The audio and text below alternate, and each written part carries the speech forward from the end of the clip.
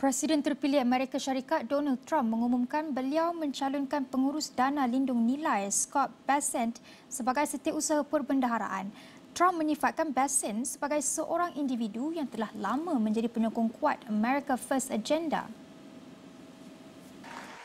Bessent merupakan pengasas dan ketua pegawai eksekutif K-Square Group, iaitu sebuah firma pelaburan makro global. Dilahirkan di Conway, di Carolina Selatan, Bessent membawa pengalaman selama 35 tahun dalam industri pengurusan pelaburan.